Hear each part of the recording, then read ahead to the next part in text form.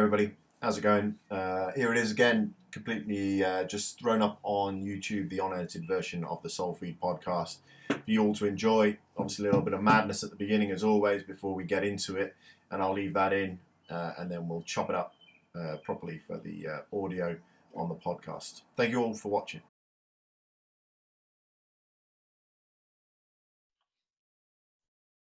Good morning.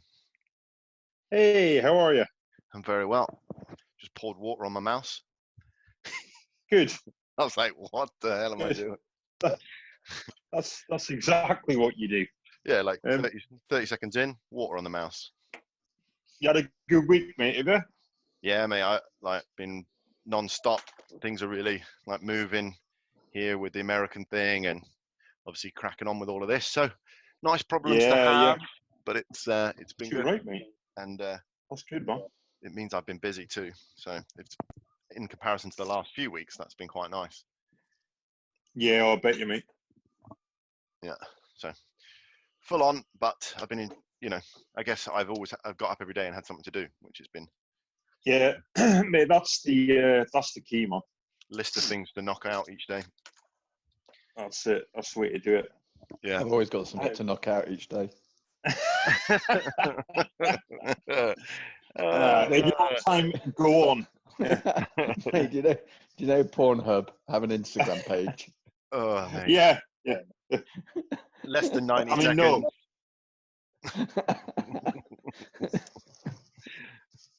We're less than 90 seconds in, and Mike has. I got just saying. just anybody that's out there. Mate, you're on the information superhighway, mate. That's what it's all about. Yeah.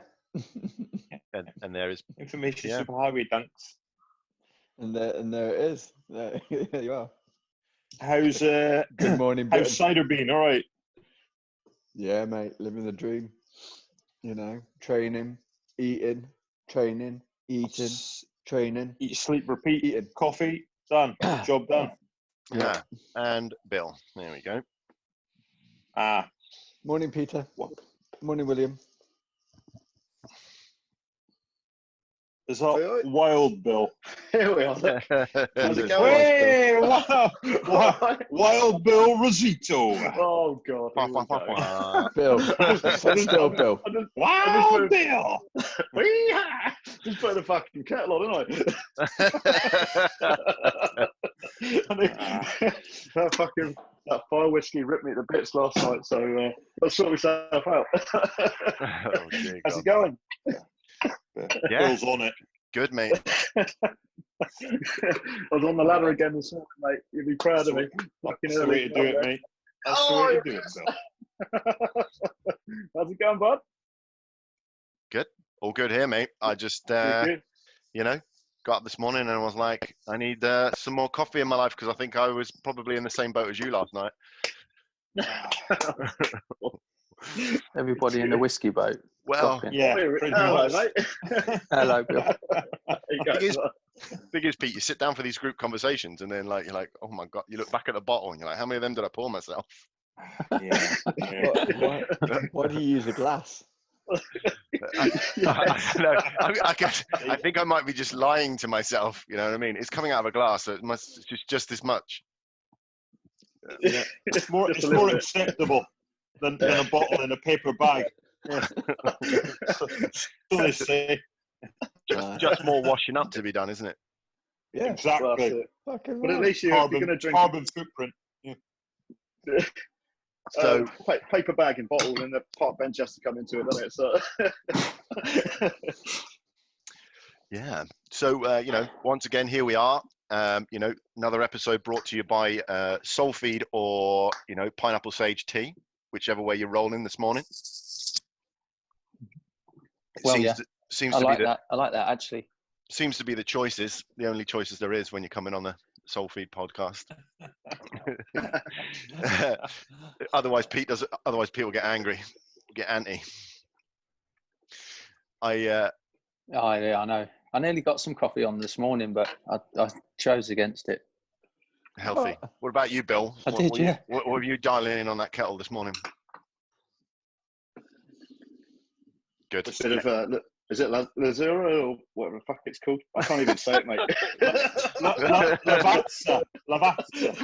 That's the one, mate. No, he's got the Audi version, mate. you know me. The one thing I skipped in my life was education. Perfect. You've done well, Bill. I done all right, eh? So Got it at Portsmouth.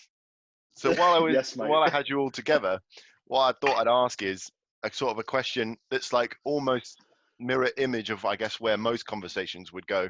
And that is how you prepare yourself for receiving a debrief. So I know obviously we've all spent probably a lot of time on both sides of it, but I think more time is spent teaching people how to give a good debrief, or telling them how they should give, maybe not teaching them how to give a good debrief, but telling them how they should. You know, there's lots of different methods out there, you know, bathtubs and this, that, and the other, and people like to throw those things out there, but I don't think we spend a lot of time teaching people how to receive a debrief. And I think, well, I mean, waterboarding, yeah. just in waterboarding in the bathtub. Yeah. Well, is that your suggestion? People should start as a warm up, like, you know, before you work out, before you debrief, just take yourself in the bath for 10 minutes. Everything else after that'll be fine. If Pete's debrief start off of get in the bathtub and get ready for a waterboard, you know it's already not going well. It's a bad one. Mm. Yeah, I mean, there's obviously a couple of models out there, and I know the one that we're probably all used to is like, you know, it goes down the scale of like, you know, everyone's going to give their alibis or the, you know, the unchangeable factors at the beginning. So like, you know, something broke, this went wrong, and you know, that's an uncontrollable for the debrief, and you sort of get that out of the way early, so whatever. And then it's like, you know, retouch on the key objectives, and I'm talking from the perspective of the person managing the debrief. And then after that, you would kind of go into a case of like, let the other person have the opportunity to speak. But after that, I think everyone has a very different style. And I don't remember ever being told, other than bring a notebook, I was never really told how to accept a debrief. Bring a notebook and tissues. Gum shield. Bring a gum shield. I love the one where, you know, if it's all gone totally wrong and you ask the guy how you think it went, and they start coming back at you. Yeah, I think it went really well. Okay, mate, just sit down and I'm going to fucking tell you how it went. Fucking shit. We're not on the same song sheets here. Yeah. I used to love it with Bill. He'd give someone a debrief, and at the end, he'd be like, all right, Beast, and for those reasons, you've been unsuccessful. Happy with that? And they'd be like, yeah, thanks, Bill. And they'd like walk off skipping. I'd be like, what did you say to him? Well, Bill, I mean, yeah, you don't have to be an arsehole when you debrief, do you? That's the thing, mate, yeah. My favourite one, if you don't mind, this spinning one was a lad from the Sassy, done his first live control, and he was it was all going great. Everything was going fine. And at the vinegar strokes, incorrect call sign, incorrect clearance. And on the debrief, I went, sorry, mate, you're unsuccessful there for these reasons. And he went to me, yeah, but Bill, for real, mate, he goes, it would have been all right, wouldn't it? You know, it would have been a pass. I went, well, for real, mate, would you have given me 30 minutes extra on endurance? And he just said, that was the end of it. 10 minutes later, he bought me a brew, and he was like, oh, yeah. I said, well, mate, it was fine until that point. You know how it is. that was fucking good day, that. Bill totally destroyed someone's career. Yeah, he took it. Yeah, I got a brew. See, if that was me, I'd have been thinned out, mate. I'd have been like knocked out. It's like, who do you think you are, you piece of shit? And Bill totally destroys a bloke. Bill, I'm sorry I did wrong. I feel I owe you an apology and a brew. Yeah. I think it's true though. It's telling, like, Yeah. I think, like, you know, when you give a debrief, I think it's very much down to your personality. But also, I think how you take a debrief is down to your personality too. Because we've all seen guys get debriefed, like when you're on a promotion course and you've been the guy, just been a bod in a section or whatever. But you've got that commander's hat on, so you're thinking like, yeah, I'm watching. And then when the debrief happens, you're like, I wonder if they're going to say this. I wonder if they're going to say that. And you see the guy, he's just not taking it in. Like, he's not taking any points. He's like, nah, I was in the right, bollocks. Have you got anything to say? I think I did all right. And you're like, okay. And they just won't have it. But then, Yeah. I think most of the people, well, I think everyone on this call for a start, when you get a debrief, you're sort of thinking, right, what do I need to be working on? What do I need to be taking out of this in order to get better? You know, I don't think any of us are too precious to walk away going, I think I fucked that up, and it's all right. I'll learn, you know. But I think it shows strength of character, doesn't it? If you go into the debrief openly going, right, what can I improve on? What didn't go right? In compared to when you get a debrief and you go, yeah, no, that was amazing. That was the best thing ever. I don't know what you're on about. You might have been doing this for 20 years, but you haven't got a fucking clue. Yeah. I think that makes the difference between the two sort of people that you'll debrief. The ones that'll accept it and learn, and then the ones that will just like, doesn't matter how easily or much you can prove that they were doing it either incorrectly or the most inefficient way or unsafe way, they'll still say, no, I was doing it the right way. You're like, brilliant, crack on, mate. It's my way or no way. Bro. Yeah, like you say, it is personality driven. It is, yeah. It is very much so. Especially when you're on a course, like that's the biggest thing, isn't it? Like if it's it's not like if you're on your unit and you're getting like a debrief off someone for, I don't know, field firing or whatever, and it's a safety, and it's someone that you probably know, it's going to be a very different debrief, isn't it? They're not going to be as probably honest, because at the end of the day, you're probably going to the naffy that night or sitting with them and you're having a few beers and you work with them. But then on a course, it's totally different. You know, you're there to better yourself, to learn. And again, you know, if, I don't know, it just comes down to you as a person, whether you're going to accept it. We've all fucked up, haven't we? We've all messed things up. It's how you take it, really. Pete, you know, you're saying what, like, it's personality sort of driven, but do you not think that, like, the instructors, when you arrive somewhere as an instructor, you're shown the ropes by someone, or you're giving a sheet of paper, follow this is how we do our debriefs here, this is what you expect. Isn't it strange that we don't have that for the other side? To, like, almost, because with an instructor, yes, your personality is there, but you're 9 times out of 10 you're given a crib or something to follow as the instructor to try and remove some of that personality. So if there's any comebacks, you're like, well, this is the thing. It's funny that we don't, or maybe I haven't seen it on the other side. No, you're right, because I think on that side, because there's a specific layout of the debrief from your perspective as an instructor, a JTAC-I or whatever, then because there's those points you need to hit, you have to make sure it's in the debrief so that everybody gets a standardized debrief, etc. And I think that's important, because that's the nature of JTAC-ing, whereby you've got to jump through all those hoops to make sure it was a safe control, for example. And then, but if you go over to the other side, sort of general infantry type stuff, we never had a checklist, and I've never been an instructor in either field really, but you know, certainly going through your juniors and seniors, you never really got a standardized format of, this is how you're going to debrief someone on, I don't know, live field firing, for example. It was only ever, did he nearly kill somebody or not? And if he didn't, then you could pick out all of the small things that they did, you know, they did correctly and incorrectly. And that was, but the whole thing was, you were a massive Burke if you nearly fucking killed somebody. But if not, it was just all those small points. You could have used a bit of cover a bit better, etc., etc. There wasn't really No, you're right. There isn't a standardised thing, because I don't think there's so many hoops to jump through in terms of getting that guy.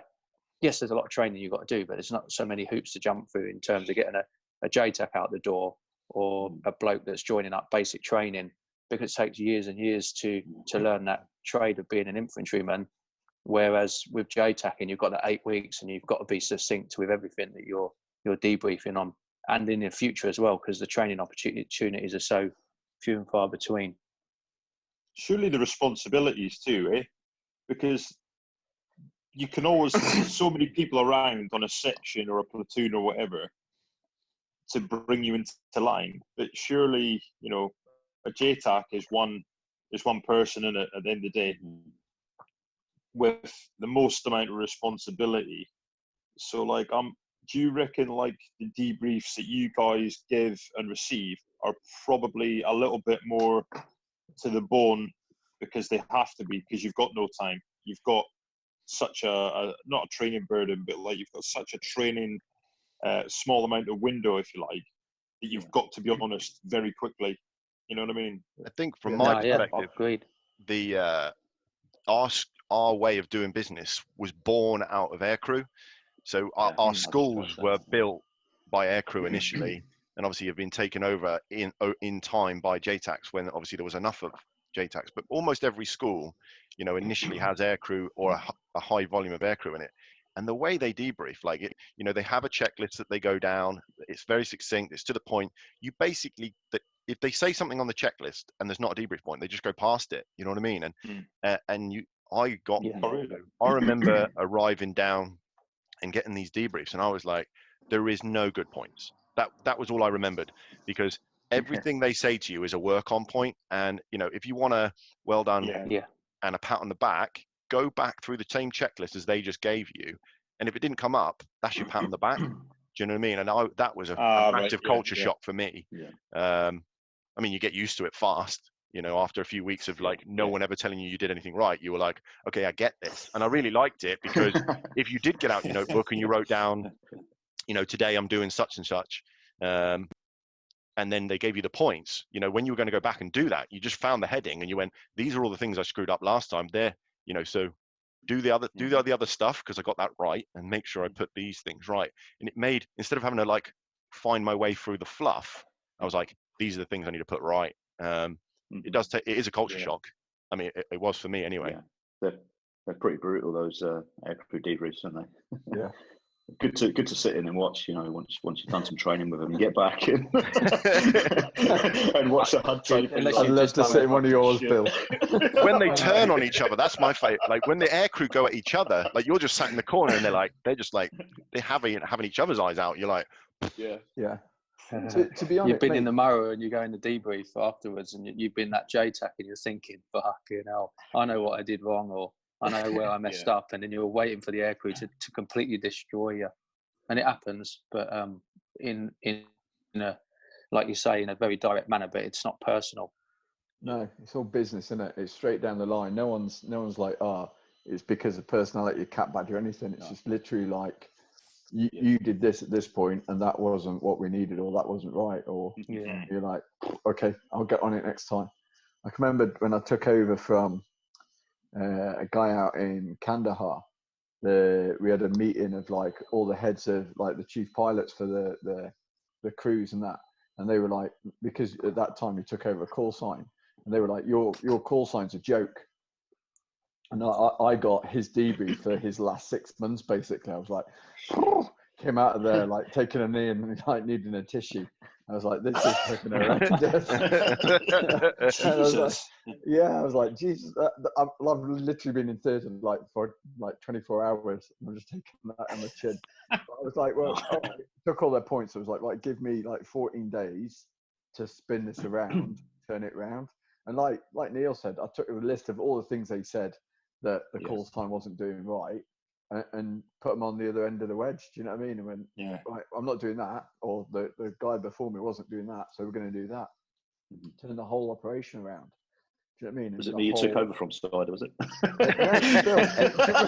It wasn't. I think it was me. I did ask. I was like, is it a Rossiter? Is this guy Rossiter? That famous Italian JTAC. Oh, fucking hell, yeah. He's a fucking gunslinger. No, mate, he was Shoots from the hip. some screamer officer. So That's yeah. right then. But yeah, that was like I was never one of them, mate. yeah, that was like first in theatre like debrief. That it wasn't even for me, but I was like, but yeah, you just like go right, listen to all the points and go, okay, let's turn them around and do the opposite of what you've been doing. Man, that's hard. You know. That's hard going, man. Yeah. It is, but yeah, it's one of the things, isn't it? If you're the right personality, you Yeah, like, that's come true. out going, need a coffee, but Jesus Christ, Yeah. we've got some Yeah. work on points. Yeah, So, yeah. Well, yeah, that's it. And once you've got those points, and again, it goes back to what we've been saying. That's the very reason why you've got those debriefs, and why that world is, or this world is very, very to the point. And you know, they know that if it's said, then it's a work on point, and any professional is going to go, right, well, let's square that away, like you're saying. That's what you did. Yeah. You know, and it was turning it around. Yeah, mate, and you could see it working. I don't know how it would work, but you could see it be useful in business, you know, like in City Street in business. But I don't know how services take it, because they need that pep talk at the end. We're all doing good. Yeah. We're all, you know, that bathtub effect of, you know, this was crap, this was good, that was crap, this is good, you're all doing well. Where, you know, ideally you should go in, stand around the table, notebooks out, we need to improve this, and this. We need to do it in the next 24 hours. Ready? Go. But people aren't like the bus, are they? Firm direction, mate. That's what, you know. It's not a bad thing, is it? No. Yeah, if you put that into a business context, society, man. like Don, if you put that into a business like perspective, if you gave the people in your company, like if they knew it was coming that way, as in, you know, so you're preparing them for a debrief. You're like, this is the way we always do our, you know, this is how we come back off a job, or this is how we come back off of something, and they know it's coming that way. Like you kind of, what's the word I'm trying to think of, you know, that you prepare them. They're not, it's not a shock. You're not just coming in like, you know, Pete was saying, anyone can give a shit debrief, anyone can be a bellend, but but that can be perception as well, can't it? If you're not, that's right. Yeah. But if you're prepared that it's going to come in that order, and what I'm basically trying to get you guys to tell me is, how would you prepare somebody so that their mindset for receiving a debrief every time was like, I'm ready. I'm ready for this to be brutal and not accept it personally. But it's all right to give a debrief for a debrief, if you know what I'm saying. If to sit someone down and go, guys, this is how it is from now on. It isn't personal. If you think it is personal, then you're massively taking it the wrong way. It's for the benefit of the business or whatever. We're not performing. We're not performing as a business. If we all accept it, this is how we're doing it now. And it's down to the personnel then, isn't it? It's, you know, some people don't like to be told they're not performing, and that's across the board, isn't it? Like, you know, we've all worked with people that hate being told that they're a bit shit and they need to raise the game. But then, you know, we've all worked with people that have they've been told that and they're like, yeah, do you know what? Yeah, I am monging it a bit actually. I need to pick up my feet a bit. It's down to personality. But then look at society. We're massively centered now around not being confrontational, not being too direct, because people don't like it. Yeah, but mate, you imagine trying to debrief a bunch of kids the way that like we debrief each other.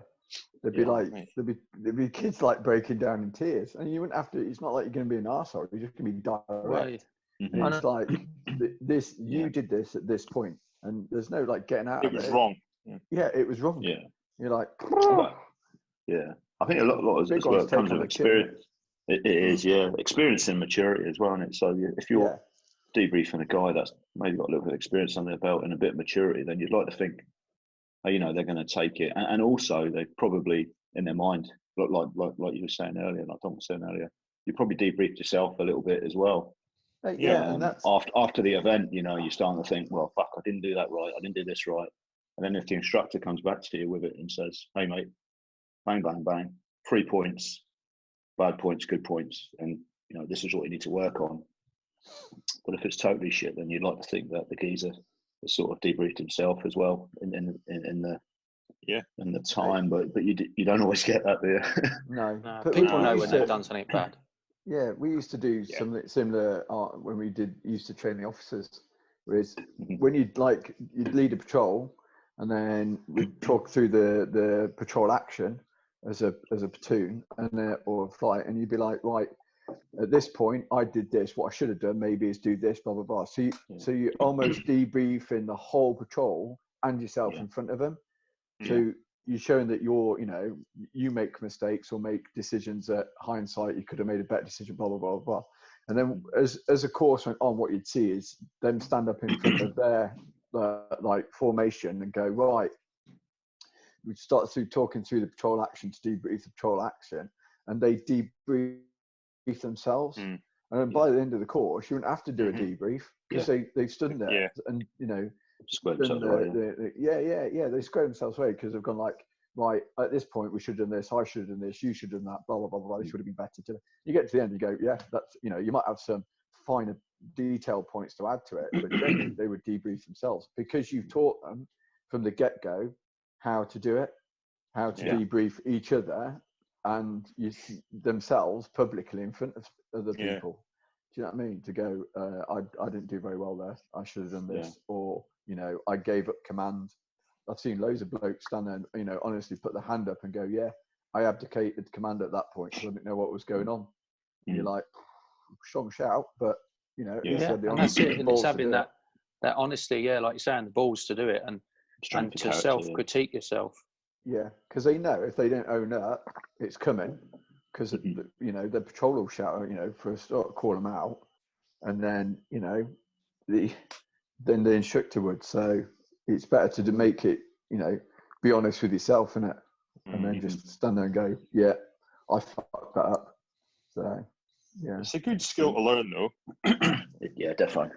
I think it is because it's your integrity sort of coming to maturity in a sense, isn't it? It's like, well,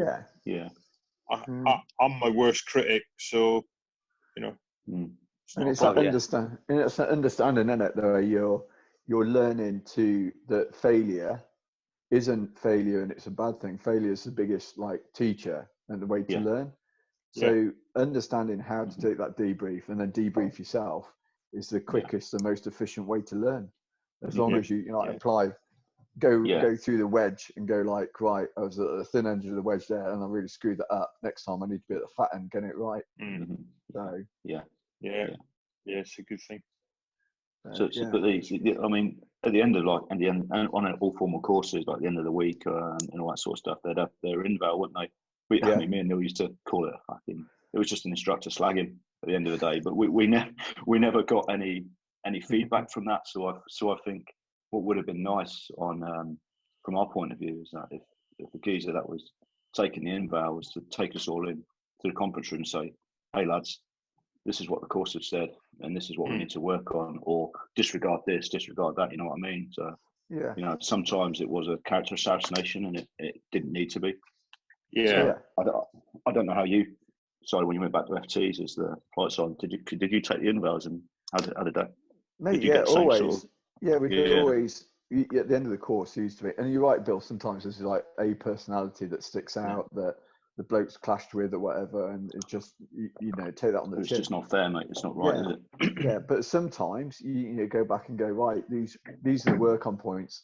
And you wouldn't do it on one course, off the back of one course. You 2 or 3 courses, you go, right, this is a common theme. So obviously we're doing this wrong. So we need to pick our game up here, or there's a hole in our knowledge in this subject. So we need to pick the game up or blah, blah, blah. So you've got to, haven't you? You can't just sit there on your ivory throne and go, I fucking know everything. Because you don't. We don't know everything. Did you find that people tend to sort of on the debriefs sort of always pick out one instructor no matter what? So all your instructors could be awesome, but it's just the fact that they'd always be nah, we don't like this guy or whatever, no matter what. The course would always end up having an instructor they didn't like. Yeah. Yeah. And I just think that's human nature. Like, yeah, it is, mate. And it's that whole mob mentality and yeah, like one clash or Ganging blah, up blah, with it. blah. Yeah. Yeah, and then it depends on the students as well. You've got a lot of guys that used to have a lot of operational experience, and then an instructor that blatantly hadn't. That's the bloke. That's the bloke they're not going to like straight away. Do you know what I mean? Don't they? Yeah. That whole unrealistic like view of soldiering versus the guys that have like literally just to their boots off and put a BFL on the rifle. So that was a nightmare. That scenario, we had that on my seniors. When we all went through, and we were getting debriefs off people that we knew. They hadn't even had a good contact in the NAFI, mate, let alone anywhere else. So, and it was just a nightmare, because we were getting debriefed. We were getting debriefed, and we just and the points they were coming up with were they were sort of null and void, But again, it goes back to what we were saying. I mean, we understood their situation. And none of the blokes actually kicked back against it. We just took it, and I took some really shit points on a debrief, on one of my leads, and I just thought that those points would never, ever be an issue because they weren't realistic, like you say. But it's again going back to what Neil was saying is how do you prepare yourself to take a debrief, and it's that thing where you've got to be that bloke that understands the reasons why those points are coming up, because you might have thought of different points where you cocked up and then they didn't even come up and you would think that was a major point, but in his head the way that lead was going to go, because it was how it was worked out and it had to go that way no matter what, then he's got to bring up those points because you didn't do as they expected.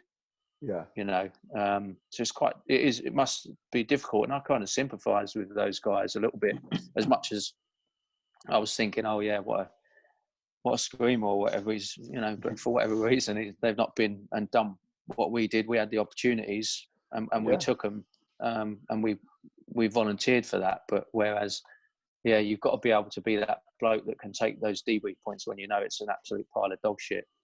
I think you've got to have a mindset. Like we're obviously focusing on receiving a debrief. And it's important to be able to say to yourself, like, no matter what happens, I'm going to get something out of this, because that person, they're going to be bringing it up for the reason, and maybe they're not being as eloquent as they could be, or maybe they're not, backing it up with the hardest of evidence. But there's a reason why they brought up those points, and let me potentially do a deeper dive on them. And I think it's the same on the other side. I've obviously over the years tried my best to learn to deliver, temper my debrief and change it for different people and this, that, the other. And I'm nowhere near even landing a good debrief yet, still trying. But, it's you going in there with the mindset of like, I've got to, these points I've got to get across, and these are the ones I've got to back up with something so that it lands. And then being the guy receiving it going, why on earth is he saying that, or is she saying that to me? If I don't understand it, do I write it down? Do I go and research it myself? Do I then come back around to them and say, hey, I really didn't understand the point that you were trying to make here, my bad? Because if you don't go in with that mindset, you have that clash that we were talking about, where one instructor is actually, unfortunately, the way they deliver their debriefs, people don't get it. And then what happens is 2 or 3 of those happen, and then people start to turn against them, and people start not listening, and this, that, and the other. And for all we know, there's some valuable points. That's what you're saying there, mate. You need a reason. Yeah. If you get a negative point in a debrief, if the reason for that negative point is explained, which is something I always tried to do, even when I was doing the JTAC-I piece, but obviously not at the school, then if you tell somebody the reason why that wasn't correct, and a different way and suggest a different way they could do it next time, then that's the way forward. Absolutely, And like I say, going back to those just small examples, where I did receive negative points from those guys, and what you were saying, Neil, I still learned from it, because it was something that I thought, all right, I think it's null and void in my own head, but doctrinally, straight out of the PAM or whatever, then if that's the way that it needs to be done in order to pass a course or whatever, then do it that way and just get on with it, and and take those points on board, because later on you'll probably have to pull that little PAM fact out and use it in a scenario anyway. It's so random, isn't it? So random how that thing will come back around and you'd be like, a light bulb will come on and you'd be like, oh, right, okay, that was really badly presented to me, but now that I've seen it somewhere else, or I've read it somebody else, now I suddenly get it. But like, what's interesting for us, I was going to say, what's interesting for us is, like, you come back off a patrol, it gets debriefed. You do like on your basic parachute course, no one gives you like a positive debrief when they're screaming at you from the ground, Donk, right? 63, keep tight, stop screaming. Other than that, you're doing really well. What fucking number am I again? Try to look at your helmet. Oh shit. Put your fucking helmet back on. Jesus Christ. Bill did his jumps course at Ringway. That's how old he is. It was we used Tesco carry bags, mate, back in my day. I've got like it's a bit of a wall example, right, of like the worst debrief I've ever had, and I've never been like anywhere like it, really, right? So 2007 we was doing that job up in Iraq, all right, so supporting the obvious, and we was out doing a cordon one night, okay, and they chopped the numbers back for the cordons, obviously because the main effort was the obvious being on the helicopter, so my little cordon, 3 blokes, and I was acting platoon commander at the time. We got whacked in my cordon position. We got absolutely hammered, right? Almost got completely taken out, and it turned out, luckily, the Apaches were on station. They did what they had to do.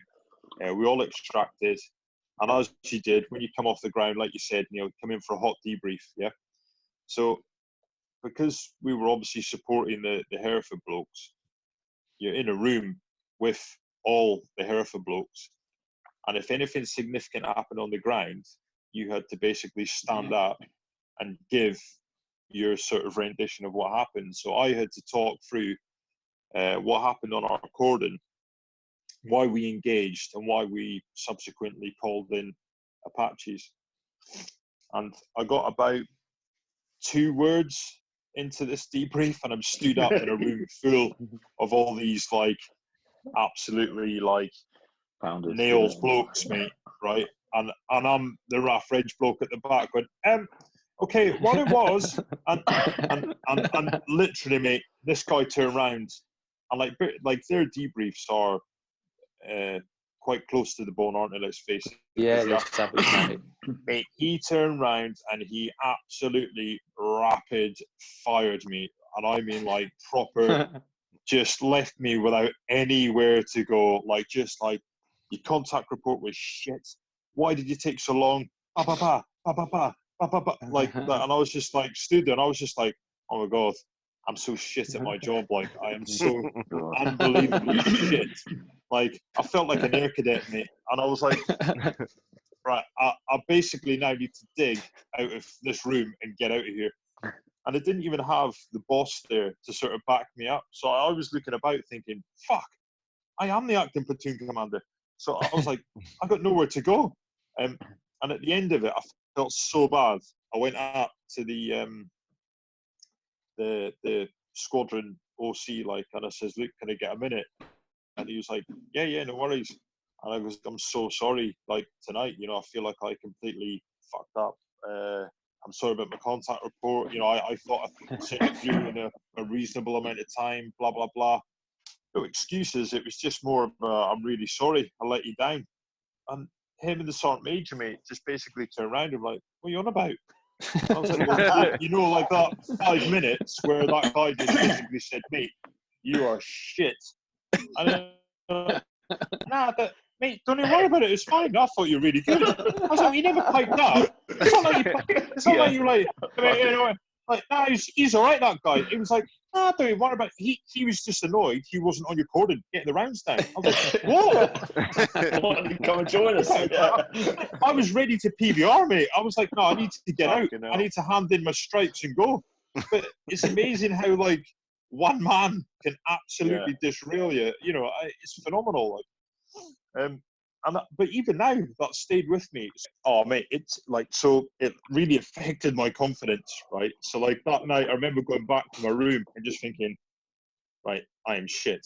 I know they said, nah, you're all right, but I was like, what they really mean is, I'm shit. So, like, I literally, mate, looked at everything I was doing, and I was like, right, I need to get quicker. I need to get quicker. And honestly, I swear, for the rest of that tour, mate, I had everything so quickly, like, prepped, everything. I was just like, just in case. And honestly, it did give me a boot up the arse.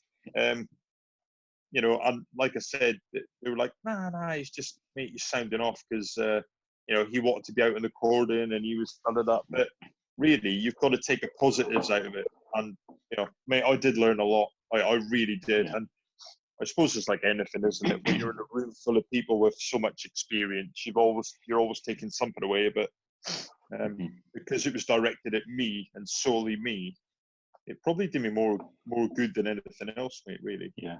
What's interesting about those like debrief that we do on a high pressure situation like that was you knew it was coming again. So you know it's that thing of like.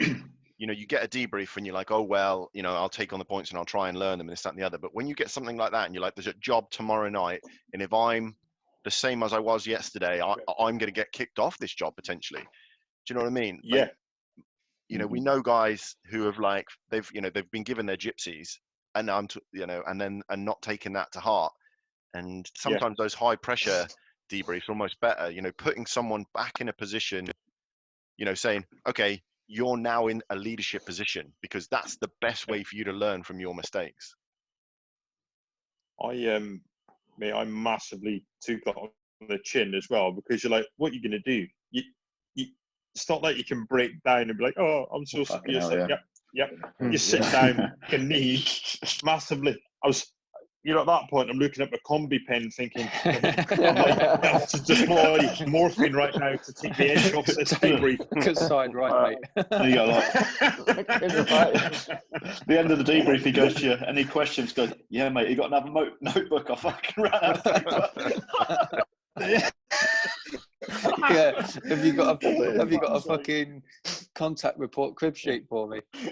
My shorthand is amazing. Jesus Christ. Just goes to prove though, Donk, that your strength of character, although he was a shit cunt the way he delivered it, you went back and was like, right, what the fuck? I need to sort that out. I don't think so. I think as well, like, you know, the team you're working with is important as well. Like, you know, the experience, like say that you've all got, and the honesty for them to be honest about their experience so well as well. Definitely. I mean? It's important, I think, that you all draw on that experience. I mean, a good analogy I'll use now is when me and Neil were working together up at the school, and he was our team leader. Every morning before we went out on the hill, you know, he'd ring the other team and say, right, this is a training manual, this is what we're doing today. And on the way out to the hill, we'd discuss the way the day was going to work and who was the strength in our team, you know, with the students, who was the not so strong students, and who was going to go on first, you know, the baton and all that sort of stuff. And by the time we got to the hill, it was just rapid, fluid, and the way we went, and it worked really well. And I think that was probably one of the best teams I worked on, to be honest, instructional likewise. Surely the students get more out of that as well, because they're already relaxed. Because I've never obviously done that course, but I'm sure the night before they're probably thinking, fuck, I'm up tomorrow.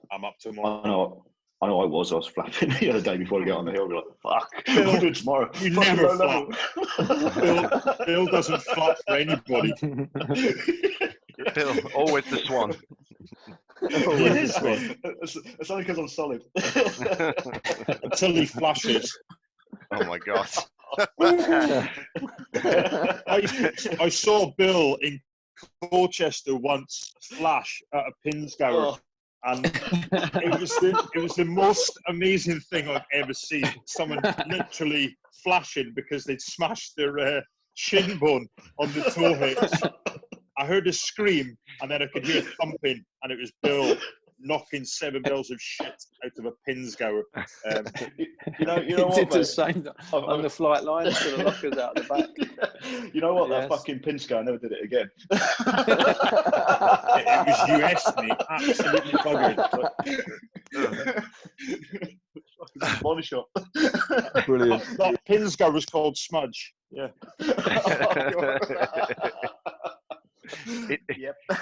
It's the ramp up and the ramp down that I like. It's speaking of driving to the OPs. Like I remember arriving at an OP, and Bill's like absolutely flashed his head off when we arrived at this OP. Nearly crashes into a fence, and me and Frankie are in the back like giggling like little kids. And he's like, "You two can like off as well, blah blah blah." And just like, and we're like, he spins the wagon around and parks it up. He gets out and he's like, "Yeah, sorry about that, beast." And I was like, and we're okay again. True actions of a psychopath. There's issues, underlying issues there somewhere. Yeah, mate. One of the best PTSD blokes in there, at doing Pete. that is RJ. Yeah. RJ's brilliant. Having a mega. massive flash and then just turning around and smiling as if nothing's happened. Or if he's debriefing someone, isn't he? Debrief someone. He's the best bloke at debriefing ever. And he'll debrief and be beasting them. And you think, oh, he's in a right bad mood today. And then he turns around and just gives a little smile and a wink. Because it's all just a game to him. Yeah. Big show. You're like, what the fuck was that about? Yeah. Mate, fucking brilliant. Yeah. I love the fact that you get to a point in your life where you build the be ready attitude. You're like, here it comes. Whether it's going to be RJ like absolutely melting my face off, or it's going to be Bill making me want to skip away. With my new Daisy like chain crown that he's made for me. I'm chuffed to bits. It's coming. But what I really want to look into, and this takes us back to sort of Mike and Dunk's point about business, is how do you write a concept where you go, this is the things you need to do to be ready for anybody's debrief? Doesn't matter, if they're going to melted welly fascia or they're going to be like fluffy as anything. And like Pete was saying, are even these points valid? Because I'm not getting them. How do you set yourself up for success? How do you, what the couple of things? I think you've got to be very, I think Donk not got it on the head earlier. You've got to be mature with yourself and think, doesn't matter what comes out of this bloke's mouth or this woman's mouth now, or the meeting or whatever, I'm going to take away and look at it, and then I'm going to work on the bits that have come up. Because like Pete said earlier, rightly or wrongly, if you agree with it or don't agree with it at the time, because it's come up, it's something that people are looking at, or it's an issue. So I don't think there's a way that you can make people. You can't write them like a crib sheet and say this is how to do it. I think it is literally a time and experience thing, where you might have to coach somebody through it initially, and actually talk them through it, the whole debrief, and how then we're gonna, I don't know, resolve where the weaknesses were or where the flaw in the plan was or whatever, and work from the the debrief point all the way through doing it again, to get them into the mindset of showing them like, look, although we picked holes in it, we're actually picking holes in the system, and we're making it better for everybody. And in time, you won't have to do that. You'll just say, mate, that was rubbish, that needs improving, that was crap, everybody good to go, sweet, let's roll. Do you know what I mean? I think it's really hard. It'd be hard to just write it down in a bit of paper and go, that's how debriefs work. Good. High five. I think maybe in sort of in the corporate world where people are, time is money in it, and like the CEO he's literally got 10 minutes to listen to a presentation that someone's punching to him, and or them, sorry, and like if they think it's absolute turd, they're just going to come out and say it. And on the other hand, if it's a good presentation, then the debrief would be, like Silas just said, that wasn't good. Let's pull this back together. Try this. Let's look at this area and improve on this. Maybe there's a structure out there in the corporate world where it's all delivered in the induction phase of the job. People learn how to get debriefed. I don't know. No, I mean it's quite niche, isn't it? Each industry or whatever, it's niche because it depends what the target is in terms of what was the purpose of that exercise, or what's the purpose of this project that you've been working on. Yeah. So I guess the debrief points, as long as it's measurable, you can debrief against it. But then, as for an actual format, it must be difficult to have one standard format of debriefing. Yeah. Because if you think about all the stuff we did in our military careers, you never got a standard debrief apart from, I would say that for JTACing, you get a standard debrief because we knew what we were going against in terms of the metals, the training target list or whatever it was called. I can't quite remember now. It's been a while. But so I think you're right, Bill. It's one of those things that it's hard to actually determine, and it's based on the industry as well that you're in. Yeah, it's personality driven too, isn't it? Because you look at any promotion course you've been on. If one of the instructors is having a bad day himself, or he's not had a great night at home with the missus or whatever, about it quite quickly, don't you? Let's face it. Yeah. You're getting thrashed and all the rest of it, and it's like, someone's had a bad night. So it's personality driven, isn't it? Like, I don't know. It's hard, isn't it? Because I'm pretty sure someone like Richard Branson's debriefs are probably very, very short, to the point, and probably yes or a no. Yeah. Like Bill said, if you pitch in, I'm pretty sure he says either no, that's shit.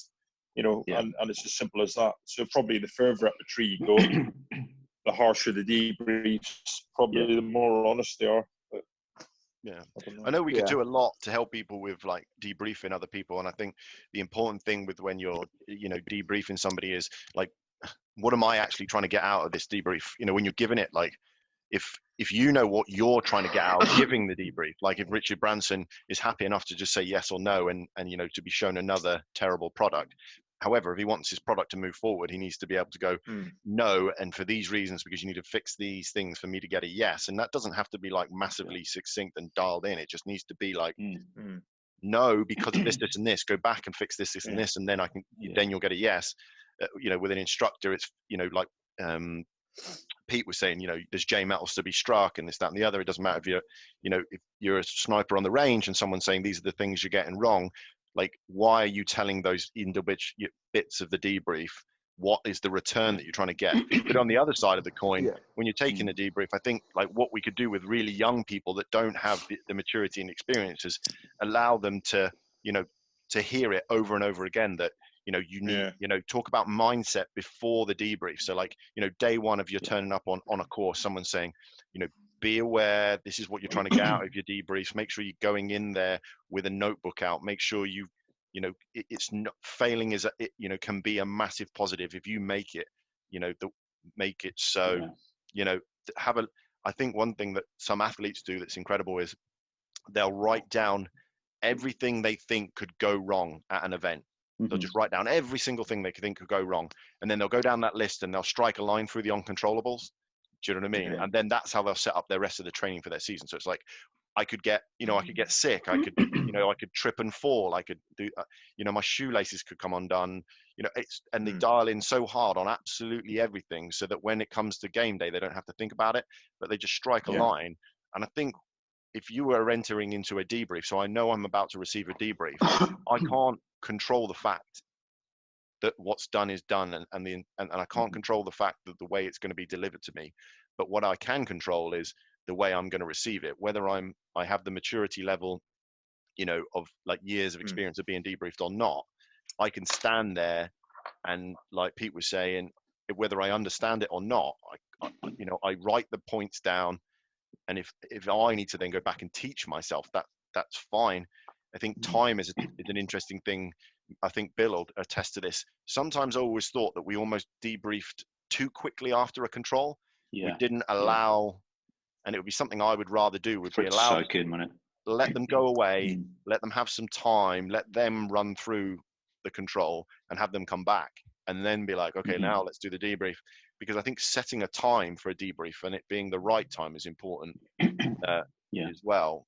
And like having notes and records on both sides of the coin, like they need notes and records. I think I always thought when someone turned up with and it wouldn't make any notes, I was like, I'm failing here as an instructor, because there's only so much verbal debrief that someone can take on, right, Bill? Yeah, absolutely, mate. I agree with that. And when you think about it, with the world we were in at the time, the aircraft's only on station for 50 minutes, 60 minutes, maybe a bit longer. So perhaps looking back, we could have, as a team, we could have collated all the points rather than debriefing each student after each control. Maybe collated all the points and done a collective debrief.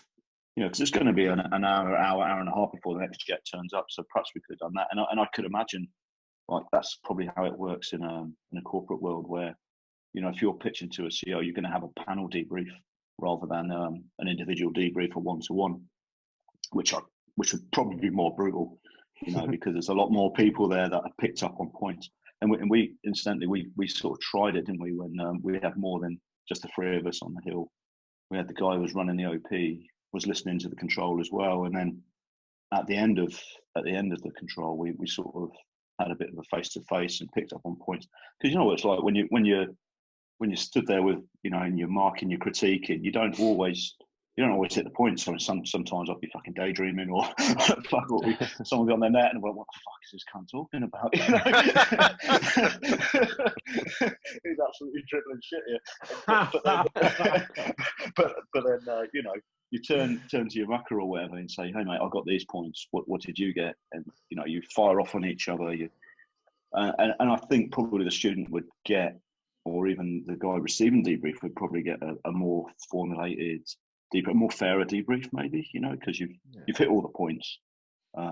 If there's no points, then there's no points, but there's always something to learn, isn't there? So, I should imagine in a corporate world there'd be a panel debrief, which I thought, that'd be brutal, I reckon.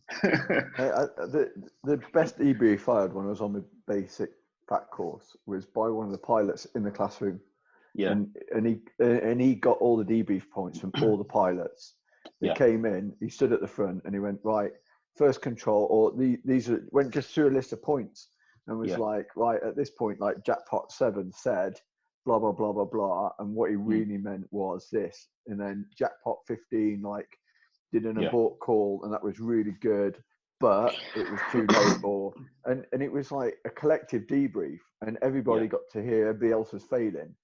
But from that, got the learning points of like, Jesus, I've never thought of that, or, that bloke had the balls to do an abort call, on like the final, like the vinegar stroke, and got a pass for it. Do you know what I mean? And it was a really good debrief. It was, straight like an aircrew debrief, straight down the line, no bullshit, no personalities. It was literally call sign did this, call sign did that. So it almost collective learning, isn't it? Yeah, and although everybody knew who call sign who you were when they were talking about the call signs, it made it less of a finger point at personal, because it was like jackpot 1 to 15 or whatever it was, and here we go. And it was just I don't know, it's more, I suppose, because it was so business-like. Everybody took it on board, and everybody came out of that debrief, although there was loads of points, buzzing, going, that's really good work, Jesus, nobody really thought of that, mate, you did really well, blah, blah, blah. I wouldn't have thought of that, And it's not a childish way of doing it. No, do you know what I mean? And, if I run a bigger company, I'd get like their heads in and go, right, marketing have done this or haven't done that, blah, blah, blah, blah, blah. Marketing can't do that because logistics haven't done this. Logistics need to do this. Instead of saying, right, like Bob, you haven't done this. Dave, you haven't done that. Ed, you need to up your game, and Mildred, make the tea. Do you know what I mean? So yeah. it's really. Can I give Mildred? Yes. No, your tea making is fucking rubbish. Some work on point there. Yeah. I've just written Well that received, Bill. Well received. I've just written never ask Bill for a brew. Yeah. I wouldn't even ask myself for a brew, mate. Is that right? It's because it's always Saw got that whiskey coffee in you it. were pouring. Yeah. But, yeah, I like that, Mike, because I think you've had the time to let it settle in as well. So, like, the drive back or whatever, everybody get on the back of the vehicles, everybody do whatever, you've gone through an exercise, you've gone through a live field firing range, you've done your jumps or whatever, you're back on the bus or you're back in the wagon. So you get back to wherever, and then it's like you've had time to sort of digest it before, it's not fresh, the wound isn't open. And, like we've all said, like your biggest critic is yourself, and you've probably ripped those points into yourself anyway. So by the time you've mulled them over on the drive home and then the pilot brings them up, it's probably a bit healthier. Yeah. Mate, and it's funny because when I went back to the training wing after and when I taught the command courses, that's how I did my debriefs. I'd be like, right, 0 Alpha said this, 0 Charlie or 2-1, blah, blah, blah. So instead of picking out personalities, people saw it as a call sign. And in my eyes, there's 4 of you. All right, there's a bloke in charge of that call sign, but there's 4 of you as part of that call sign. So any one of you 4 could have corrected that at that decision point. Although the bloke's in charge, he's not infallible. He's going to make mistakes, and there's 3 other blokes next to him letting that mistake happen. And that was my thing with it. It was like, you're going to take this on the chin as a call sign. So and that was, you could see it in the way that we used to put the leads together. So I'd always give the enemy a movement box, give the friendly forces a movement box, and tell the enemy what action I expected them to try and achieve on the friendly force, and send them out, not having any clue where the enemy were precisely, just letting the action happen as a real contact. Where you get other instructors who take their enemy out, place them down, show them the arc of fire, say, I want you to contact them at this point. And those guys were the ones that didn't have so much experience in the world, real world. And they were the ones that already had their debrief in their head, even before the bloke stepped off the start line. They would have the debrief in their head because they knew exactly how it was going to play out. Scripted everything, and they literally, they'd pick on people. And they were the instructors that would come back and people would be like, fucking hate that bloke. We talked about it the other day because you brought it up, Mike, about how do you use it to debrief a child or whatever, you know what I mean, or how do you teach a child to take on board, and that is basically a lifetime of study by a parent or whatever, or a teacher, at school with these young children. But Pete mentioned it in the last podcast about we almost touched on co-development, but he was saying, the missus will come up with a plan and then we all want to jump in and be like, rectify the plan before the problem's been fully delivered. Oh God. I think it's better nowadays. I think our generation of soldiering know it, that failure is your biggest teacher. And failing isn't a bad thing. It just shows you where you need to work on. So it's getting that mindset, and that's something that society just, I don't know, people like Al Payton in the JTAC podcast nailed it the other day when he worked at Sandhurst. He was saying that they never lost on any exercise. They always won. And where's that mind? Where's that when you have a bad day? You step off that chopper, or you get into a contact, and the first 10 minutes of the contact, you've taken several casualties, and you're on your arse for the rest of the day. You've not prepared those people, those young Toms, for the mindset. So the mindset is, you've got to win. You've got to show them how you win, but you've also got to show them how they're going to fail, and to learn from it. And that, there's no different with kids, is it? No. This whole when they have sports day and no one can lose, Yeah, like third winner. Yeah, I'm third winner. That is a big thing now. That is a big thing. Because that works out well at an interview. There's 50 of you. There's one job. Yeah, you're 50th winner. Yeah, you still didn't, winner. But you didn't win anything. Do I get a sticker still? I get a sticker though. Yeah. So when do I start? Do I get a bit of the wage? Do I mark this down as a win? Just going back to what you said there, Sido, I saw that. Like, even outside Sanderson, going out to Kenya with battle groups. The FTX would be a 3-stage operation over 10 or 15 days or whatever, where initially the battle group would get hammered but they'd always win. And you'd be like you say, when you hit the ground running and you've done your plan or whatever, and when it goes noisy, it all goes to rat shit, mate. It's not like that. Yeah, because sorry, Bill, but when you do hit the ground, the reason the plan starts not failing, but you have to adapt it on the ground, is because you never fail. But because at that moment in time, for real life, you're failing.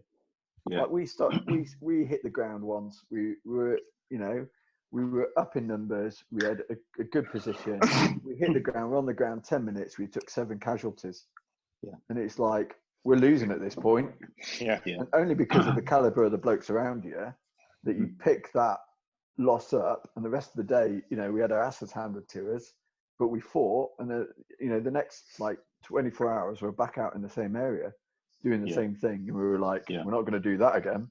Exactly. And we learned. So it's like that whole, you've got to train for failure as much as train to win. Training to win's easy. Pointless. It is. Yeah.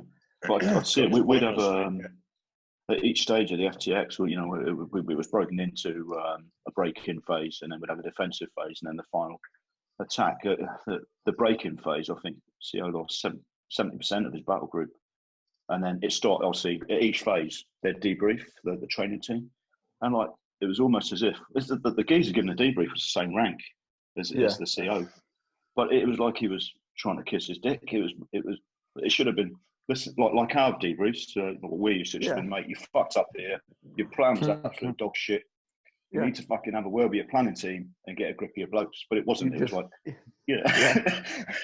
if you're losing 70% of your fighting force, mate, you've done something pretty heinously pretty bad wrong. fucking dog shit. Mate, maybe they should have looked at that on the First World War. Imagine in industry. I'm going to blow this whistle. And everyone's going to run over the top. No, don't run. Walk. Yeah. It didn't work yesterday. We'll give it another go today. I'm going to keep doing it for months. We'll win. We are winning. Yeah. This is what winning looks like, people. Imagine accepting a 70% loss in business and just being like, we'll tally that one up, to a but that's what not even. You wouldn't have a job. You wouldn't have a job the next day. They'd be like, no, you're not the boss anymore. No, you just killed that's people. That's the best 70% loss I've ever seen. It just turns into a Trump fucking statement. Bloody good. Yeah. I fucking sat there, couldn't believe what I was hearing. I was like, fucking hell. If this was me, I'd be getting chewed out to fuck. At that stage of their rank, they've all probably been to staff college with each other, or stepping over each other and stuff, and it's just not. What they need is a sergeant major or an RSM saying, right, I'll debrief this one. I'll take this one. Right, so you need to strap in. This is going to be a good one. Yeah. Because otherwise, how's that guy going forward learning anything except that guy went easy on me? I'll go easy on someone else now. It's not learning. Yeah. If you look at it from the original, if we look at it from our sort of stepping off point, you've also got to be able to ask for the debrief. Why not turn around and say, right, great, thank you, I really appreciate the praise, but can you tell me where I went wrong? What did I do wrong? I know that I lost 70% of my force. Where did you see that, happening? Because where was the hole in my plan? Because I'm trying to pick it apart, and I've got a few points for myself, but instead of letting somebody blow smoke at you, thank them. And then say, but I know it was a massive failure. Can you dissect me? Let's get into the weeds of it. Once that debrief finish, go back to your sort of planning team, you know, whether this is business, like marketing and that, like, you know, Sider was saying, like, pick out each individual department and say, hey guys, I you know, these are the points I've got, but you need to tell me where I've gone wrong here, because I'm the leader. It's a two-way street. Yeah. Be honest. In that respect. Yeah, but how many times do you see this, right? And you see it in business, because you see it on these TV programs where what they do, they get the boss and go, the business is failing, so we're going to pretend that you're a worker on the shop floor. Shop floor, and you know, they're going, oh my god, yeah, working conditions is rubbish, this is where we're failing, blah blah blah blah blah blah blah. And he goes, yeah, I'm going to change everything. And then, you know, they revisit it 6 months later. What have we changed? Nothing. Yeah, nothing. So because that commander that lost 70% of his blokes should have got his section commanders in, got rid of everybody else, and sat down and gone, give it to me. Where did we go wrong? Because I tell you what, barrels, let's have it. Them corporals would have known exactly at the stepping off point where that was going wrong, because they're the ones getting it in the face. Yeah. He'd had the balls to sit there and go, right, fellas, I didn't do well there. Give me a debrief. He would have got the most honest debrief from the blokes that he's pushing into the forge at the front. Yeah. But they don't want to hear it, mate. They do not want to hear that. Strength of character and knowledge. That's why I remember Stowers, you know, he was really good because he placed a lot of emphasis on the junior and senior NCOs and being able to feed back up to him. And yeah, he was hard. He was a hard bloke to talk to. He wasn't approachable, was he? But it was really good. Him and Bird, when he was in the chair, because they relied upon that experience of the junior and senior commanders to be able to feed back up, and for him to feed back down through them. It's understanding that, you know, the grouping system, etc. You know, if you want to go into it and all that, but and feeding up and down, and just trusting those people to be able to do stuff correctly and being able to make that change. You're talking about Stowers and that. The problem is with Stowers and guys like Bird, they're a minority. That's the problem. Yeah, I think it like, obviously the other side of the coin. You know, there's great commanders out there, and those guys stand out to us, and you know, you can only hope that you can get behind those guys. You know, I've been led by guys who are just, you know, absolutely superb. That they're always looking up and out. You know, they're like, you do your business, you know, and I'll do mine. And those are the guys that I've taken what they did forward. And, you know, to speak to the other parts, that's not really, I just kind of look at them and go, you know, I can learn lessons of what not to do. I like look at that and go, I'm not going to do that. I'm not going to behave that way. And then just put that to bed, and then focus my efforts on, you know, the guys, you know, I'm not going to list them off, but the guys where I've gone, wow, like this is somebody I want to follow. This is how I want people to perceive me. You know, when I'm doing my business, I want people to realize that I've got their back in a way where, you know, they've got the freedom to do what they need to do. And, you know, I'm going to come at them with, you know, the support that they need. So, yeah. I think, well, that's it. It goes back down to the old mentorship. You know, we had all of us guys had those people in our careers that were very, very instrumental in the way we now do our business. So we were lucky to have that within our background. You know, so, and that's why those names always come up. But you're right. I think it's all mega valid points, really. That. I was just listening while I was feeding the dog. Sorry. I'm in. I kind of want to wrap it up. I thought it was interesting that we were talking about the point of, you know, people getting things right, people getting things wrong, and I know I've hit it a couple of times, but you know, the point of going into a debrief, and it can be absolutely awful. You know, the way the way it's being delivered, the way you're receiving it can be terrible, but you being prepared to get something out of it, like you going, no matter what this is, I'm going in here and I'm going to get something out of it. So, you know, we were talking about people who do the job well, people that do their job badly, instead of just, you know, throwing away, going, well, I would never do that, and I don't want to work for that person. Almost being, you know, what they say, read like a spy. So, you know, read all the books you don't want to read, dissect all the people that you didn't like, and go, well, I wouldn't have done that. That book was really difficult for me to read, but now I know exactly it. I know it's counterintuitive, but instead, we do have like people that we want to follow and we tag along, and that's fantastic. But it's also turn around and going, I'm going to dissect the bad debrief. I'm going to dissect the bad, the way I was led badly, so that I can improve. Mate, to be like, I don't know, swing the tilly or whatever, mate. But like, I'm a little bit older, like in service, or was older in service than most of you lot. So I remember there was never any positive, like, debrief when I joined up as an LAC. Most of it was a physical debrief. It was like a slap and a punch. I was like, I didn't get that right. So, and it was immediate. Do you know what I mean? There was no thought, and there was no, I can remember a lot of my immediate debriefs being a slap, punch, and press ups, and thinking, I haven't learned anything. And I said that to myself for years after, that I didn't learn anything for the first, I don't know, maybe like 2 years really. Yeah. Of any value. Yeah, obviously you learn stuff because you do learn, but it's like a constructive input or taking away a lesson. Didn't really gain anything until people started, I suppose the training system started having, training points, training needs and all the rest of it started coming in, and you used to get a debrief and you'd be like, whew, okay, I've got some points to work on. Yeah. And because I'd had that horrendous experience at the first of going, I'm learning nothing apart from like being really good at press ups right now. I must have been crap. So it was just like, it was really, that was the learning curve of like, so I've learned to take loads of different debriefs, and to be quite honest, like I think very quickly I learned to just go, don't know what comes now, I'm just going to go away and go, I need to, like Donk's one, you go away and just improve. Doesn't matter if you agree with it or not, or you think it's right or wrong, or somebody turns around after and goes, don't know what he was on about, mate, I thought you did all right. You go away and you just go, improve, I've got to improve. Yeah. And yeah. That,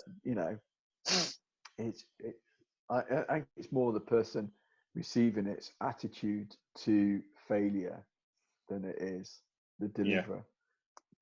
Yeah, that's true. Oh yes, and as a good point is like you have to be ready to receive it. You have to be willing, no matter which way it comes.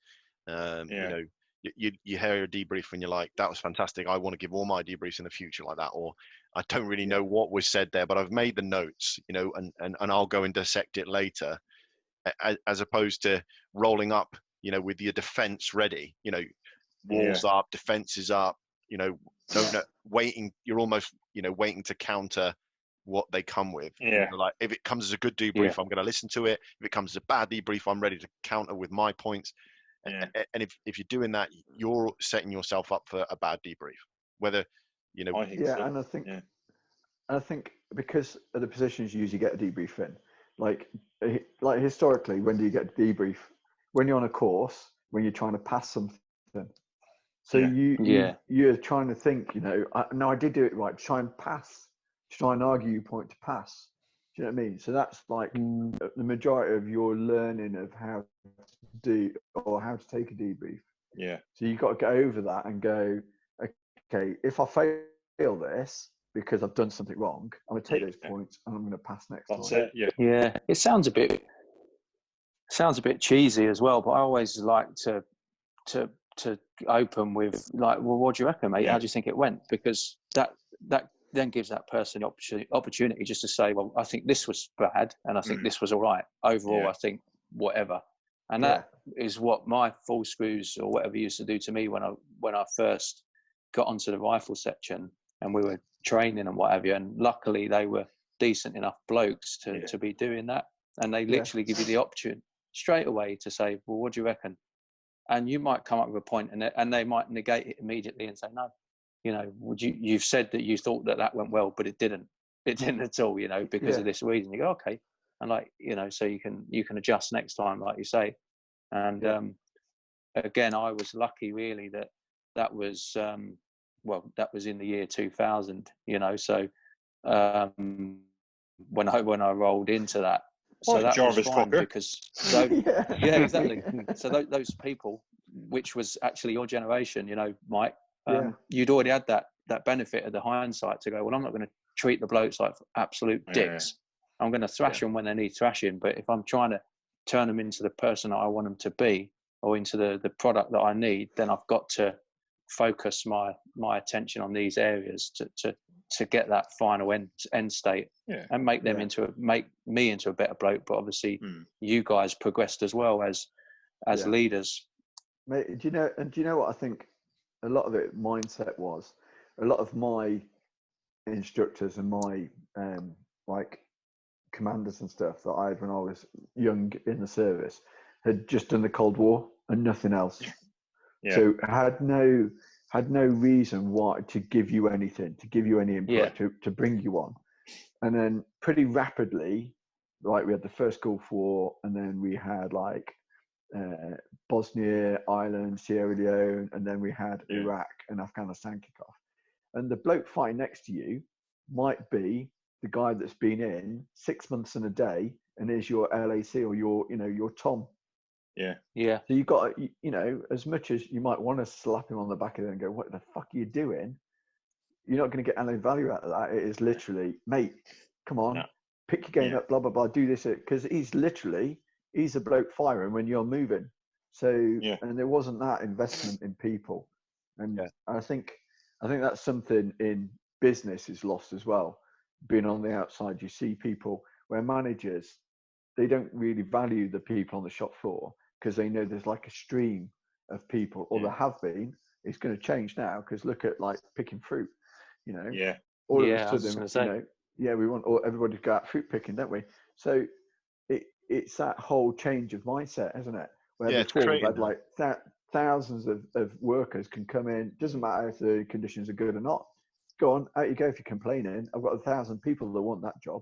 And now creating a culture like of being ready, creating a culture of being ready, you know, or, you know, knowing that what the person's saying is for you, you know, it's, you know, it doesn't matter which way it's delivered in the moment, you know, high pressure moment, it might be a little snappy or whatever, or, you know, we've taken the time to dissect it and we're doing a group whatever analysis of something, but it's creating that culture early with everybody that they know it's coming, they know, you know, that it's for their benefit, that you want them to succeed. So whether you're being short with them because that's the only time you've got, or you're being more succinct with them because, you know, you've had the opportunity to do it, and to sort of like highlight Pete's point, if you look at the sort of debriefing model of, you know, reaction, allowing, you know, the person to say to you, describe the patrol to me, and they describe the patrol and they start to dissect it, and then if they're struggling with that, where you step in and do the description for them,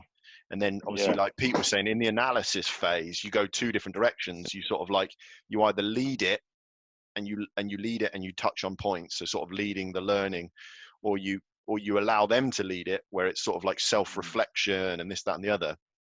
And either way, you end up sort of like in this loop of when do we sort of dive out of this and sum it up?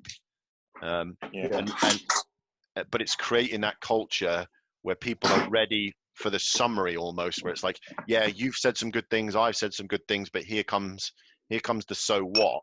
And if you create that culture early, whether it's in business, the military, or anywhere, even in your family setting in your house, if it's like, we did this, we come back and we look at something and we go around the little loop of self-analysis or lead analysis, and then we dive out the bottom into a summary. If everyone's used to that and you've created that culture early, you know, you're going to set yourself up in a way where each time you do it, it's going to be less and less painful. And then it's a good habit, mate. It's a good habit. It is. And then people will get into that mindset of almost wanting it. Like, you know, nothing more than when you do a control as a JTAC, you turn around to the bloke stood next to you and go, how did that go? They were like, oh, mate, you missed this bit. And you're like, oh, damn. Forgot about that. Or why didn't you just use that, you know, blatantly big white object there to use as an anchor point? You're like, man, you know, it's obvious when you're not like that. So But when your kid runs up to you when they're little, it's built into the human condition. They run up to you with a painting and they're like, "What do you think?" Or, it's amazing.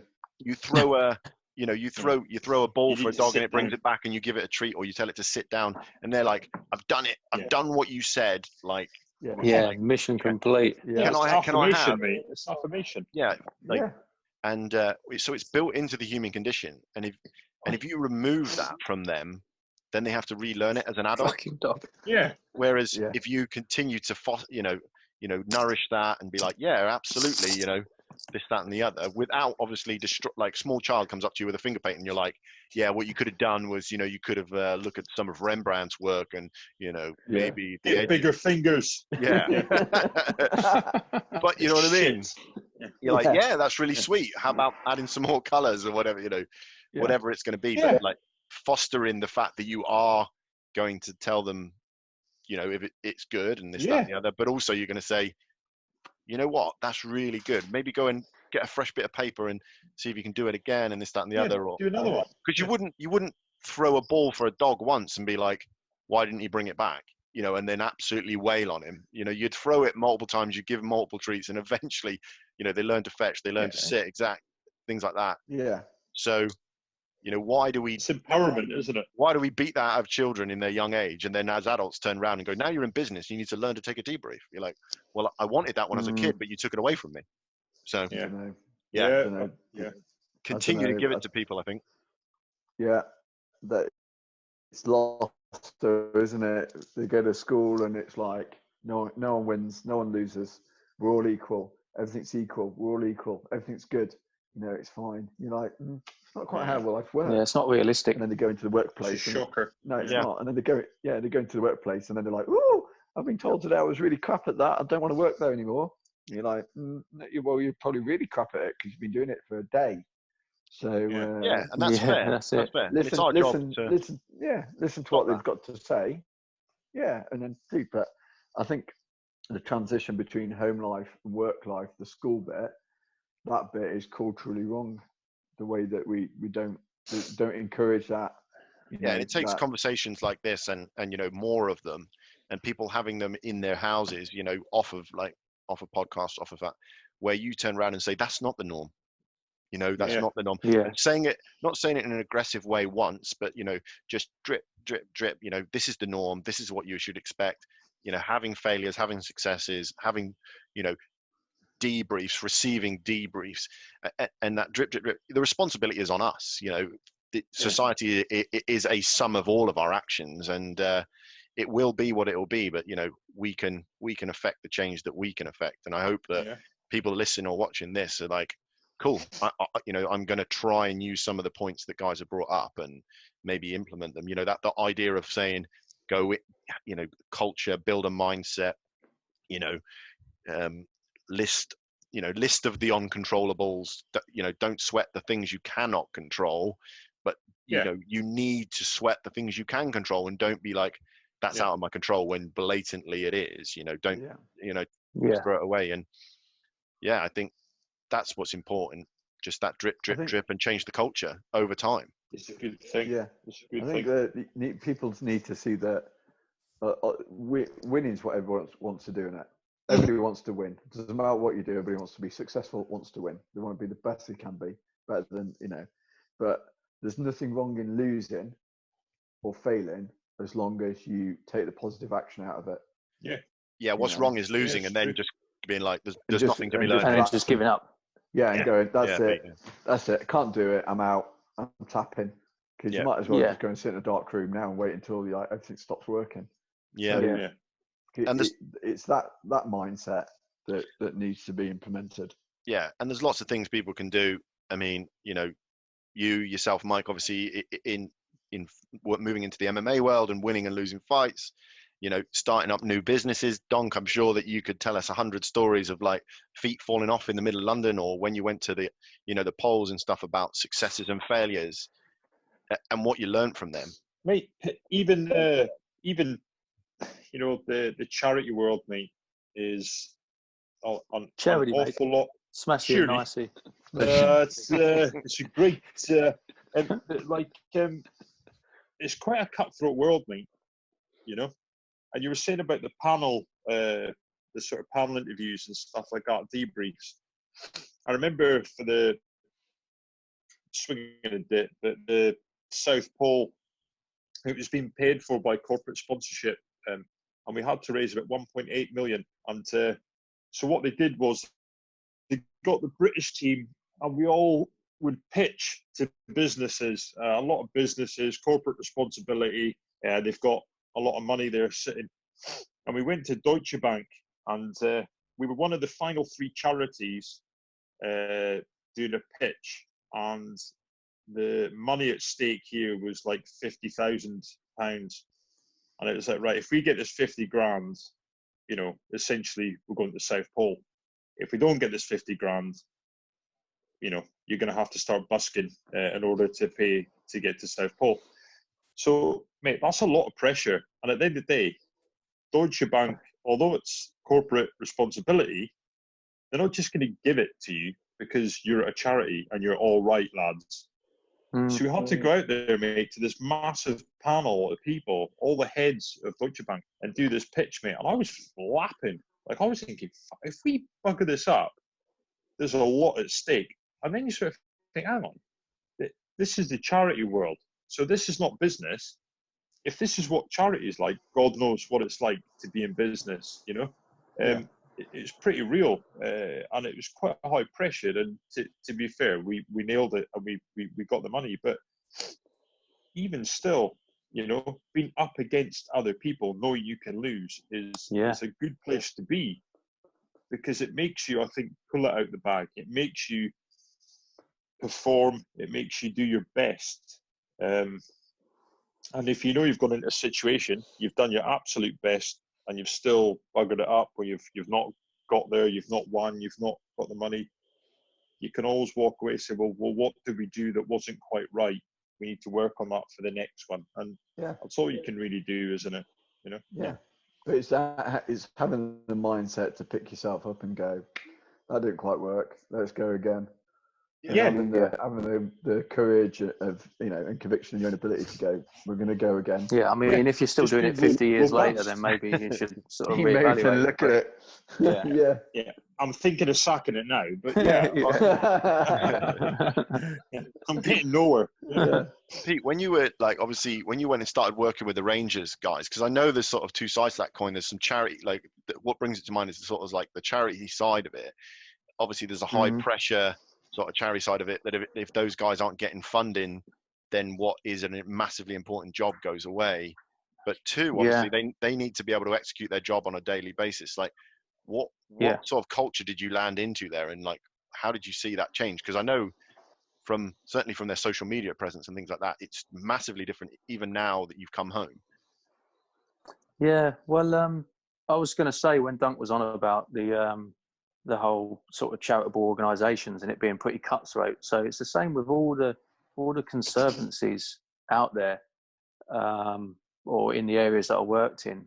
They're all doing the same. They're literally out pushing the issue to people and trying to get, you know, charitable contributions so that their landscape can remain open for tourism and for, obviously, which generates income, but also protects those species.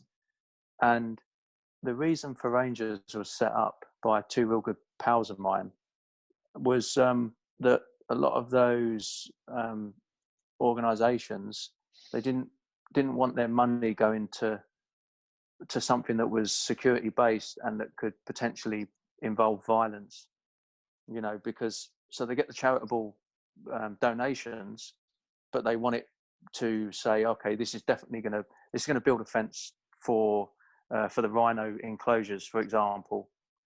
But then they wouldn't really want it to be at the pointy end of it.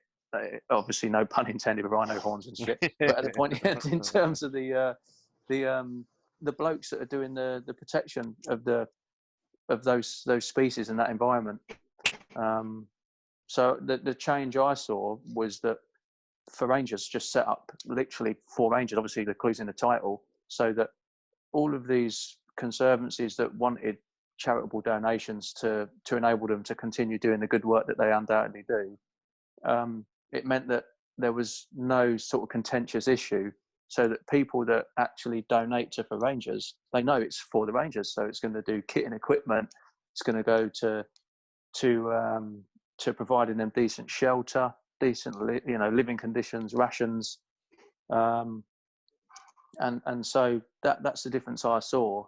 Just I'm scratching the surface of charities. Really, was that it's got to be a defined area, a defined role that they're trying to support, rather than if you contribute to one of the big conservancies, you don't really know you can specify what your money's going to go onto, hopefully, or it just goes to that organisation and they do what they want with it, which was a lot of the time, unfortunately, not to do with the actual physical security that was involved in the anti-poaching patrols, etc. Does that kind of answer your question, mate? Yeah, mate. I think I think it hits on some of the things we've already been talking about the fact that you've got to listen to people. So like those people are saying, I don't want my, I want my money here, I want my money there. And what they're saying is that I don't have a voice if I go with this big conglomerate. So what you guys are doing is you're actually listening and saying, okay, we're hearing the debrief. The debrief is we want to know where our money is. And you're, you're allowing that. You're saying, good, okay, cool. Well, I've heard what you've got to say. And this is specifically, if you support this, this is where your money's going. So, it goes back to everything that we've been talking about, in as much as you've got to, even in that world, you've got to be able to listen and not just be like, hey, we're doing the right thing. We're doing it the right way and we're doing it for the right reasons. Maybe you're falling on deaf ears. And in that case, it was definitely take on board what's being said here so we can put it up there in a different way and make sure the money's going to where it needs to go and people understand where it's going as well. Yeah. But people want to account for their money, of course, because people feel that they're giving you something to improve something. And I mean, we used to get people, still do, get people phoning up the charity and say, how much of every pound I give goes to the charity? Because I read in an article in the paper with another charity that only so much goes, and they want to know. And you've got to be able to answer, because if you don't, that's fair enough. Yeah, mate, I don't think that's a bad thing. No, I don't. So we constantly update, how much of every pound goes to the charity and how much goes to admin fees and stuff like that. So people want to know. It doesn't matter if it's £1 or £100,000. It's just one of those things. And I think that's where charity is. People are trying to better things, aren't they? So they want to know if they're giving to Blind Cats UK or whatever it is, how much of that money actually goes to that cat. It's what happens, mate. No, it's true. But it's you as the person, the intermediary. You've got to listen. You've got to, because if not, the money stops. The charity ceases. Simple. Yeah. So I'm gonna let each of you sort of like wrap it up here at the end. We've been, this is a decent length of podcast, and I'm sure people will be able to sit back and enjoy their brew and listen. But if you were right now, I can't tell you what the debrief is about. I can't tell you it's going to be, straight in your face, or it's going to be like pink and fluffy. How are you setting yourself up? In a couple of sentences, Mike, you start us off. How are you going into that debrief? What are you telling yourself walking into it? To listen to what gets said, and take away everybody will do it. Take away the wins, because there will be some wins, but also take away, more importantly, the learning points where it didn't go quite to plan, because they're the bits that I need to work on, and that's what's going to make me a better whatever the debrief's about. So do cherish the wins, but at the same time, and more importantly, listen to the bits that didn't go right. Yeah. Donk, how about you? I'd say good, bad, or indifferent. Just soak the lot up and just ponder on it all later. Just take it all apart later and sort of think. These are some things you don't agree with, that you'll never agree with in a debrief, and I think that's the things you've got to get over the most. So I think You've got to go into it with an open mind, good, bad, or indifferent. Just drink it in, and undoubtedly it makes you better, for sure. Yeah, Pete, going into a debrief. Yeah, what they said. No, I think, but no, that obviously in addition, because it's all good ways of approaching it. Is I would go in anticipating what I was going to get told in terms of I would analyze my own performance and see what I've done wrong, what I think I've done incorrectly, and I'd be really looking out for those points that might not be exactly that same thing, but it would be related to, and then yeah, listen to those points, good or bad. Like Cider says, take the wins and everything you think you did wrong and anything else that you obviously did wrong. Just learn from what those people are telling you, because they're there to tell you what you've done incorrectly normally. And so that's why you're there, to learn from them and collectively from everybody else around you, if you're on a course, for example. So yeah, just take those bad points and turn them into positive by not making those same errors again. Yeah, the notes I've got jotted down are, I've written mindset probably so many times, but the mindset thing that you've all talked about there, and then sort of the time, that take some time to reflect on the points. Make sure you've taken notes, whether that's in a notebook or you've asked, can you like turn on a dictaphone or something like that, if that's the way you do your business. Make sure you have notes to use that time to reflect, and then make a list of the uncontrollables, and then make a list of how you're going to affect the things that you can control, and have a list of lessons learned from that. Give it a title, make sure that you can come back to it again in the future. Again, appreciate you sitting down with me and taking the time. It's been eye-opening as always. Hopefully we can grab another subject and do this again soon.